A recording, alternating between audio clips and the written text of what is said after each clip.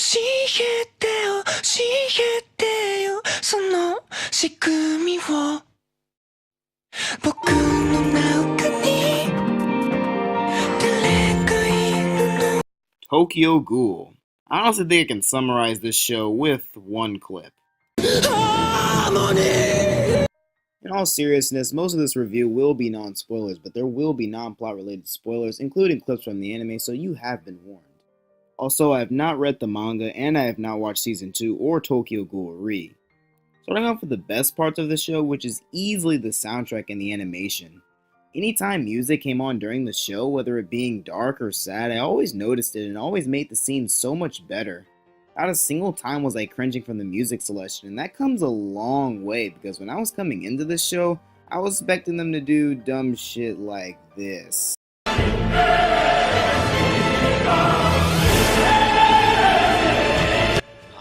Guys? What the fuck?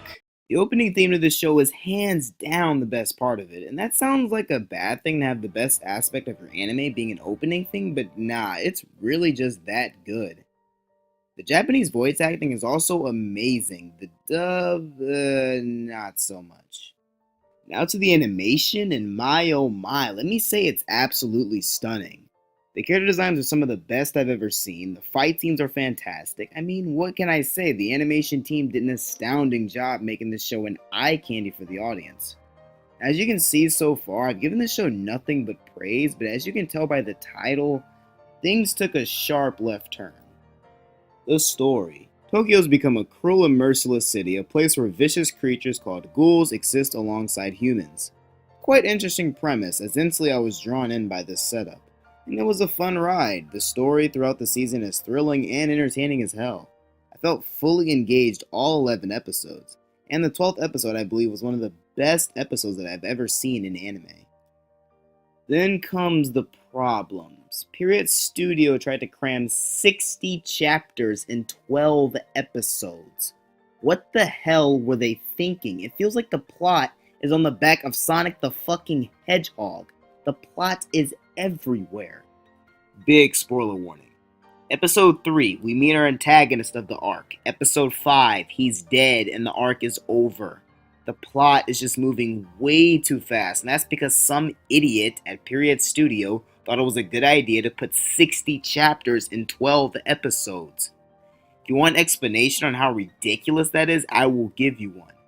Attack on Titan Chapter 60 in the manga was in Season 3 in the anime, aka almost 40 episodes into the series. Not only did the short season create problems with the plot, it also created problems in explaining things so we can feel more connected to the world as we learn more about it. Why is coffee the only thing ghouls and humans can both enjoy? Why is Big Eye Guy such a heartless sadistic killer? What happened to Kaneki's father? What sparked Ayato's hatred for Toka and their family? What the fuck is a ward? Why doesn't Rize have more screen time? Yes, that is a valid complaint that needs an answer. But that's just a few questions that didn't get answered in Season 1, and there's even more than that. My brain just isn't working at the moment. Hell, there's even a scene in the manga where Toka teaches Kaneki how to use his Kagane, and it's not even mentioned in the anime. So in summary, the story kinda goes both ways. It's really entertaining and thrilling, but the plot is a mess and things just don't get explained. My favorite character in this show so far is easily Rize. Every time she was on screen, I felt as my eyes were taped to the screen. Literally every scene she's in is easily the best scenes in the show. And god damn if it wasn't clear she was the best character, episode 12 sealed that debate in a heartbeat. They just nailed her ghost presence, and I love how she just fiddles around with Kaneki's head. Oh, it's just an eyegasm. However, I do wish that we got more backstory on her and more screen time. Let's talk about the antagonist. Blue hair guy, guy with big eye, and Jason. Now the worst out of the three is definitely Big Eye Guy. The reason being is we have no idea on why he is the way that he is. They zoomed into his ring like the audience is supposed to give a shit that he's married. For all I know, he could be married to a fucking grasshopper. Blue hair guy is easily the best antagonist in this season, and not gonna lie, it's mostly because of his voice actor. Also, the fact that he's just a sadistic psychopath, it's not like we've seen those in anime very often. Oh, wait. All jokes aside, I actually find Blue Hair Guy to be quite likable. You can tell his voice actor puts so much passion into his words and randomly says words in English, and if you don't find it hilarious when Japanese voice actors pronounce something in English, you're probably the one Big Eye Guy is married to, just saying. Jason is... You know what? Instead of talking about Jason, let me show you. And it seems to be coming through.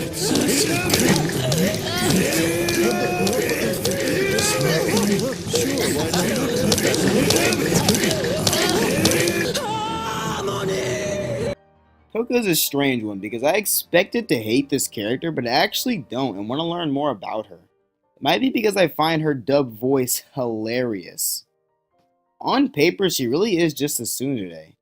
The main problem with her character, other than being rather generic, is that she's underdeveloped. Then again, I can say that for about every character in this show, and that's kind of the main flaw of it. All of the flaws just kind of make a U-turn because they're all caused by the season being way too short. Then they try to make it all climactic when she's face to face with her brother in the cafe, and I'm just looking at the screen like, I don't really care. We literally got one scene with her brother beforehand, and he said like 2 lines. This is not how to set up an epic confrontation scene. KANEKI. He isn't a bad main character in the anime, but just like every character, he isn't amazing either. You thought it was bad listening to him bitch and moan in Japanese? Let me enlighten you on what you're missing. You don't mind, do you? No, please! I'm begging you! No, please, I'm working! No, please! No,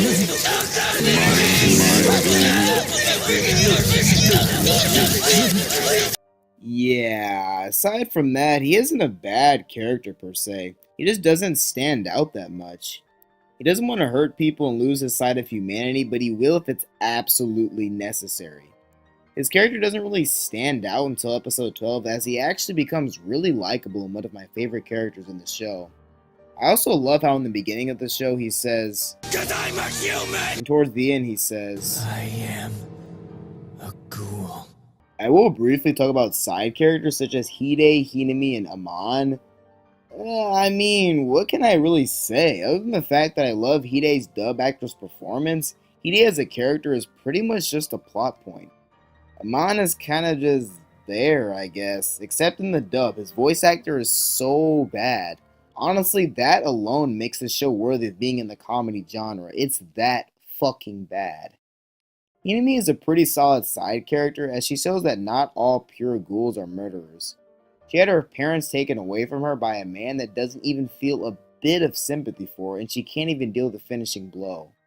Also, shout out to Juzo, becoming one of my favorite characters with less screen time than Klein from Sword Art Online, but I mean, he's just weird, and I like it a lot. Eeny, meeny, miny, moe!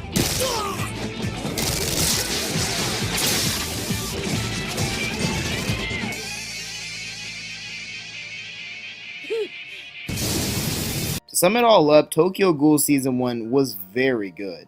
Amazing soundtrack, fantastic animation with great character designs, and a thrilling and engaging story. There's just a few things that hold the anime back from being a masterpiece, and it all starts with not enough episodes. This led to a messy plot, lack of world building, and undeveloped characters. So I give it an 8 out of 10. People have said that the manga is a lot better, so if I were you, I'd still give this a watch, but definitely don't go past this in the anime, as supposedly things take a turn for the worst. If you're still here, you obviously enjoyed the video, you definitely laughed, so you obviously need to hit that like button. Subscribe for more videos, and Be cool.